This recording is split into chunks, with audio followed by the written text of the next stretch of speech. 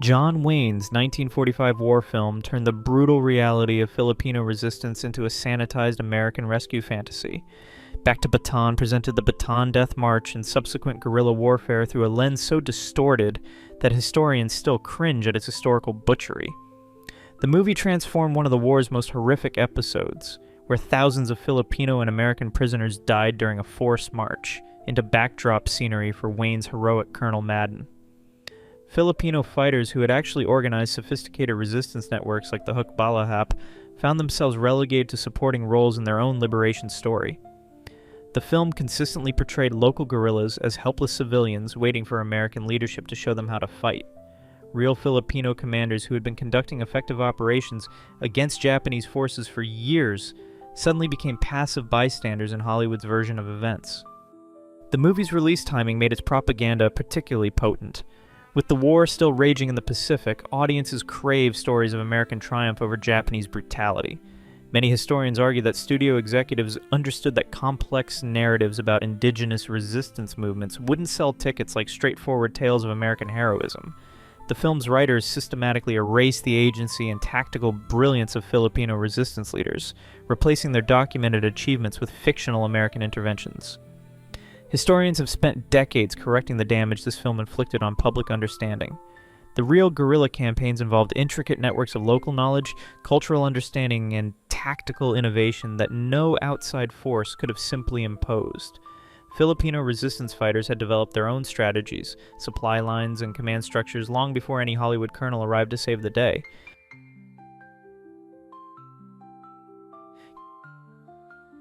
Ken Anakin's 1965 war epic committed geographical sins so egregious that, according to some reports, World War II veterans walked out of theaters in disgust. Battle of the Bulge transformed the snow-covered, densely forested Ardennes into Spain's sun-baked plains, creating a visual contradiction that immediately destroyed any pretense of authenticity. While the decision to film in Mediterranean locations was primarily driven by budget considerations, it fundamentally altered the battle's entire strategic context, where bitter winter conditions and limited visibility had defined every tactical decision. According to critics and veterans, real survivors of the Ardennes offensive found themselves watching tanks maneuver across open terrain under clear blue skies, a scenario that bore zero resemblance to the fog-shrouded forests where they'd fought for their lives. The film's German armor advanced in broad daylight formations that would have been suicidal in the actual battle, where panzer units relied on surprise attacks through dense woodland and the cover of winter storms. Military historians noted how the movie's tactical sequences resembled desert warfare more than the claustrophobic tree-to-tree combat that characterized the real engagement. Critics argued that the film's technical blunders extended beyond geography into what they considered pure fantasy. German tanks performed maneuvers that, according to military experts, defied both physics and military doctrine, while American forces responded with tactics that existed only in Hollywood's imagination. Veterans and military advisors criticized sequences showing massed armor charges across open ground, movements that would have been impossible in the muddy, snow-clogged terrain where the actual battle unfolded.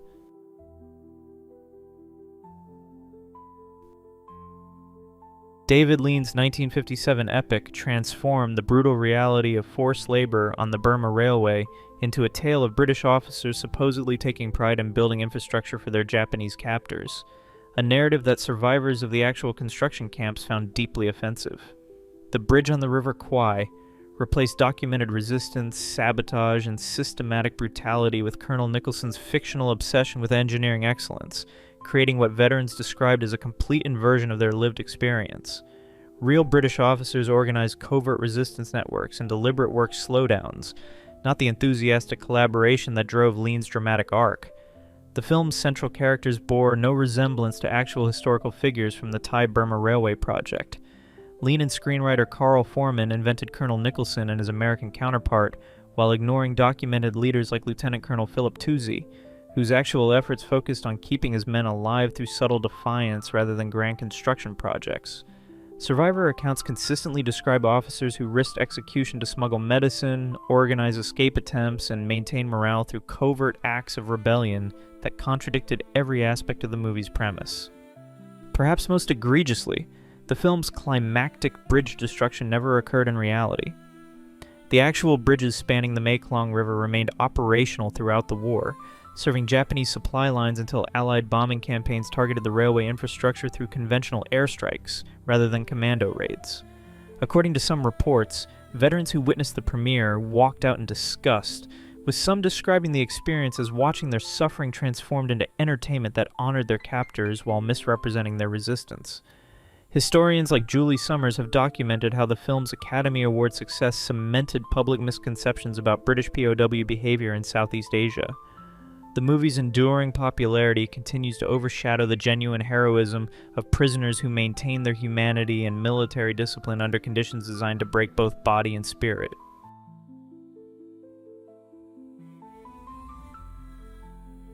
J. Lee Thompson's 1961 blockbuster pulled off cinema's most audacious historical sleight of hand, convincing audiences that a completely fabricated commando mission represented authentic World War II heroism in the Aegean Sea. The Guns of Navarone invented not just its characters and plot, but the entire strategic premise of destroying massive German artillery pieces that never existed on any Greek island. Thompson's fictional fortress bore no resemblance to actual German coastal defenses in the Dodecanese, which relied on smaller, mobile guns rather than the film's colossal fixed installations that dominated the story's dramatic tension. The movie's geography proved equally imaginary, creating a composite island that borrowed elements from various Aegean locations, while ignoring the strategic realities that shaped actual Allied operations in the region. Real British forces faced devastating defeats during the 1943 Dodecanese campaign, particularly at Leros, where German paratroopers overwhelmed Commonwealth troops in brutal fighting that resulted in thousands of casualties. Thompson's heroic fiction overshadowed these genuine sacrifices, replacing complex military failures with a thrilling tale of impossible odds overcome through individual courage. Some military historians have noted how the film's popularity distorted public understanding of Allied strategy in the Eastern Mediterranean. The actual Aegean operations involved desperate attempts to bring Turkey into the war and secure strategic islands, not the surgical strike missions that dominated Thompson's narrative. British commanders like Lord Mountbatten later acknowledged that the Dodecanese campaign represented one of the war's costliest strategic miscalculations.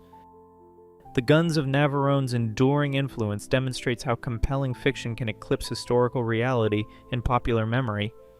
The movie's spectacular action sequences and star-studded cast created such a vivid impression of Aegean warfare that subsequent generations confused Thompson's invented heroics with actual Allied operations, effectively erasing the memory of real soldiers who died in far less glamorous circumstances.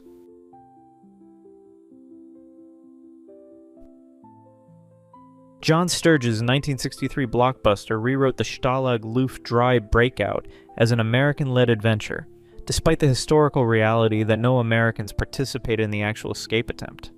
The Great Escape transformed Roger Bushell's meticulously planned British Commonwealth operation into a vehicle for Steve McQueen's motorcycle stunts and James Garner's scrounging expertise, creating fictional characters who overshadow the real masterminds behind history's most ambitious prisoner of war breakout.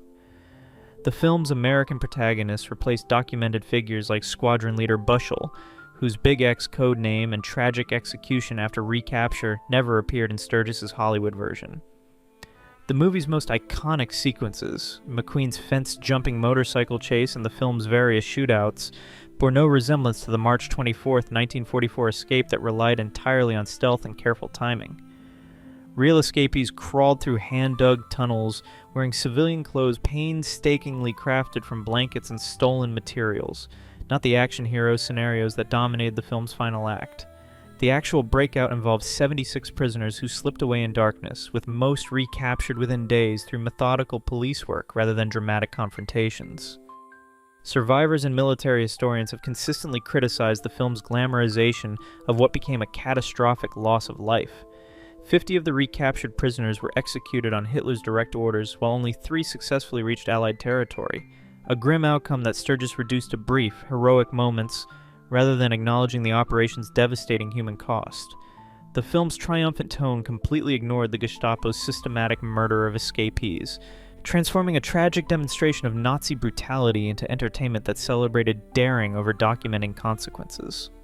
Historians like Simon Pearson have documented how The Great Escape's enduring popularity continues to overshadow the genuine courage of British, Canadian, and other Commonwealth airmen whose careful planning and sacrifice deserved recognition beyond Hollywood's invented American heroics.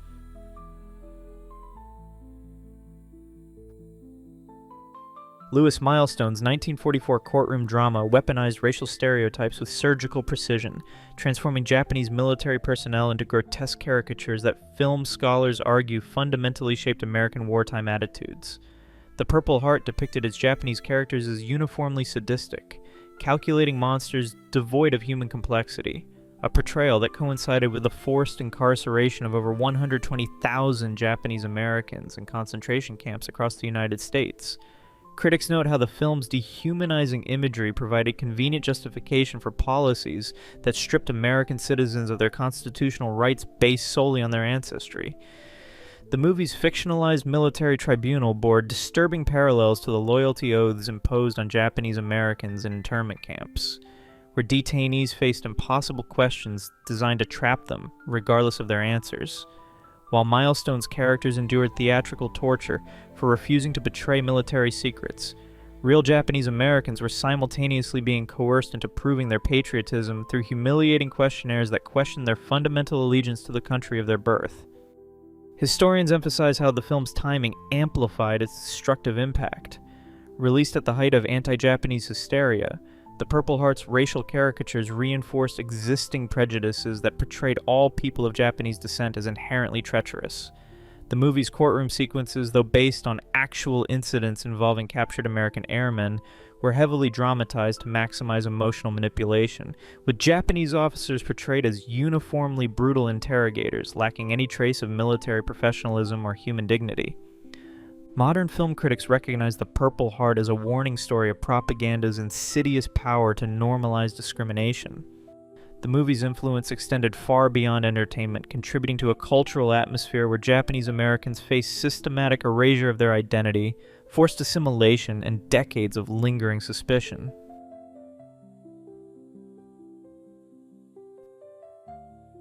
Cecil B. DeMille's 1944 epic transformed Navy Dr. Corydon Wassell from a competent medical officer into Hollywood's version of a one-man rescue operation. The real Wassell had indeed helped evacuate wounded soldiers from Java during the chaotic early days of World War II, but his actual role was far more modest than the film suggested. Working alongside other medical personnel and military officials, Corydon coordinated the movement of patients through established evacuation channels. Hardly the dramatic, single-handed heroics that DeMille's cameras captured. The film's script took extraordinary liberties with documented events, where military records showed careful coordination between multiple units and medical staff. The movie presented Wassell as a lone crusader defying orders and bureaucracy to save lives. Dramatic scenes of the doctor personally carrying wounded men through jungle terrain and organizing daring escapes had a little basis in reality. The actual evacuation, while certainly challenging and worthy of recognition, followed standard military procedures, with Wassell serving as one of several key figures rather than the central hero. Contemporary critics didn't hold back their skepticism.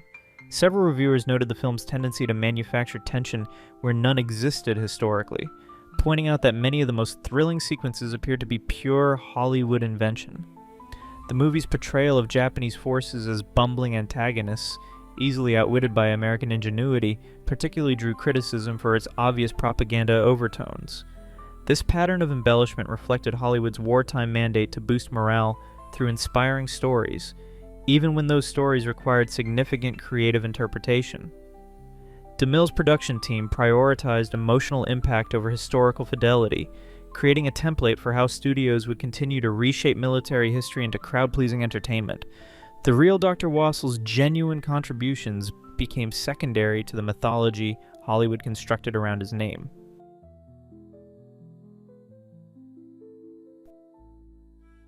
John Ford's 1945 naval drama transformed one of America's most devastating Pacific defeats into an elegiac meditation on noble sacrifice, carefully obscuring the strategic blunders that led to the Philippines' collapse. They Were Expendable focused its lens on PT boat crews as stoic warriors accepting their fate, while systematically erasing the logistical catastrophes and command failures that made their sacrifice necessary in the first place. The film's romanticized portrayal glossed over how inadequate supply lines, outdated equipment, and poor strategic planning had doomed American forces long before the first Japanese bombs fell. Ford's narrative deliberately omitted the desperate reality of America's retreat, where PT boats serve more as evacuation vessels than combat units.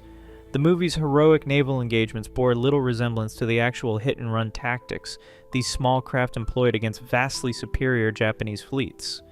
Military historians note how the film's combat sequences exaggerated the effectiveness of PT boats, which inflicted minimal damage on enemy forces while suffering disproportionate losses themselves. The director's most glaring omission involved the extensive Filipino guerrilla resistance that sustained the fight long after American forces surrendered. By centering the narrative exclusively on American personnel, Ford erased the crucial role of local fighters who conducted organized resistance throughout the Japanese occupation. This selective focus reinforced the problematic notion that American sacrifice alone defined the Philippines campaign, ignoring the multi-ethnic coalition that actually characterized the resistance movement. Critics recognize how Ford's elegiac tones serve wartime morale while distorting historical reality. The film concluded with its protagonists evacuated to fight another day, avoiding any depiction of the mass surrenders at Bataan and the Corregidor that followed. According to military analysts, this sanitized ending transformed a strategic disaster into a tale of heroic endurance, establishing a template for Hollywood's tendency to reframe military defeats as moral victories through selective storytelling and emotional manipulation.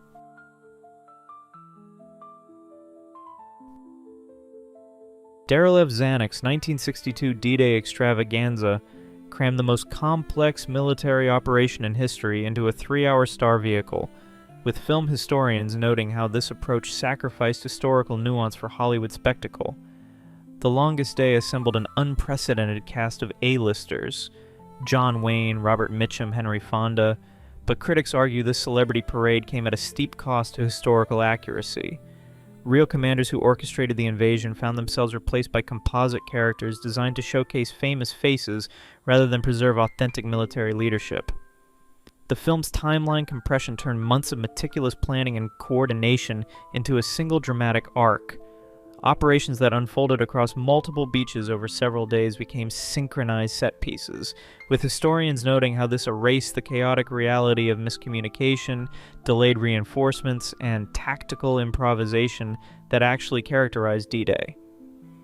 Film critics observed that Omaha Beach's horrific casualties were sanitized into manageable drama, while the intricate coordination between airborne divisions, naval bombardment, and ground forces was simplified into easily digestible action sequences. Historians particularly criticized the film's tactical liberties. Tank movements that would have been impossible on actual Norman beaches appeared throughout the movie, while the timing of key assaults was rearranged to create more dramatic momentum. Military analysts point out that the real Pegasus Bridge operation, executed by British glider troops with surgical precision, became just another explosive moment in the film's relentless spectacle. Zanuck's decision to feature major stars in relatively minor historical roles created what film scholars describe as additional distortions. Brigadier General Theodore Roosevelt Jr.'s crucial leadership at Utah Beach was overshadowed by Henry Fonda's star power, while countless junior officers and enlisted men who made critical tactical decisions disappeared entirely from the narrative.